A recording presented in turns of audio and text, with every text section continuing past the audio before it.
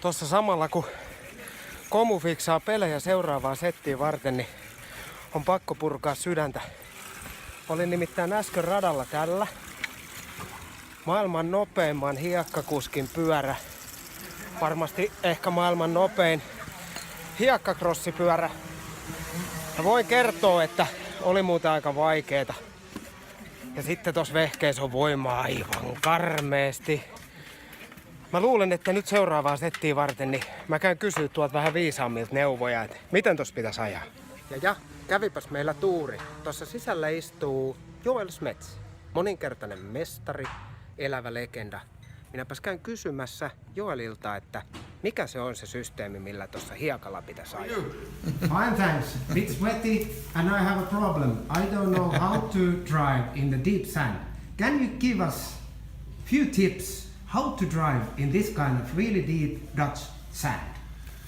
Yeah, first of all, I'm a little bit surprised that you are Finnish and you have problem to ride in the sand, because I know some Finnish guys like Heikki Mikkola, for example. Yeah, they know how to ride in the sand a little bit. So I think you missed some schooling there, but okay, I can still give you some, let's say, modern tips. But I think even the modern riding has not changed from even 50 years ago or 20 years ago. Yeah. There is a few things what you always have to keep in mind in when you ride in the sand. Yeah. First thing is, like, it starts with the setup of the bike a little bit. Okay. In the sand, your bike should be rather more like this, Yeah. let's say shopper style, rather than on the harder the sand gets, the more the bike should go upside down. Yeah, let's say. yeah, That's the first thing you have to start with. It's gonna make it more easy to follow the ruts on the straight and to make the corners. Yeah. Then, of course, in the sand, what you want to create is kind of, because the sand is so loose, you want the front wheel kind of floating over the sand. So therefore already the bike is like this, but also therefore your body position really needs to be to the back. Yeah. So you stand on your toes, Yeah. and actually your ass is as much backwards as possible, and actually the shoulders down to bring the gravity point a little bit Lower. down, Yeah. and to take the weight of the front wheel. Yeah. So like on hard tracks you would go more forward to divide the power or the weight of your body on front and rear wheel, Yeah. so to have traction on both.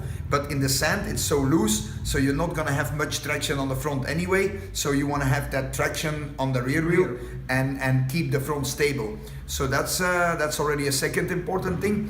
A third important thing is also in the sand, especially when there is, like on the straights, the ruts, but also going into the corner, in the sand, you should never really close the throttle completely.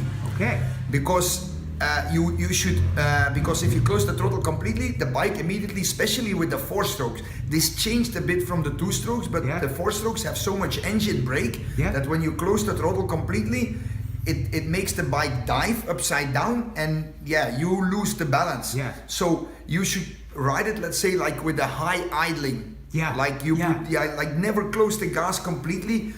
Also on the straight, when you think like, okay, it's difficult to keep the balance, never close the throttle completely, because then for sure you're gonna lose. Yeah. The other way around, you should rather like accelerate a little bit, because balancing is more easy with a bit more drive and with a bit more traction on the rear wheel, which creates a little bit downforce on the rear and which makes your bike more stable. This is the same into the corner, and that brings me, let's say, to the last important tip. Like usually in the sand you have those big massive berms. Yes. There it's also important to not go too high in those berms, because there the sand is the loosest. Yeah. And there you might like or lose the front, or also when you accelerate, when the sand's so loose, you don't have enough traction. Yes. So there it's really a matter of finding the compromise between, let's say, the corner speed and where you bring the bike. But the bike should be, let's say, between the bottom part and the middle part of the berm, because there usually the sand is the hardest and the firmest, and that's where you're gonna be able to lean the best, where you have the most support from the berm and also the most traction. So I think if you keep these little tips and tricks in mind, you're gonna improve already quite a bit.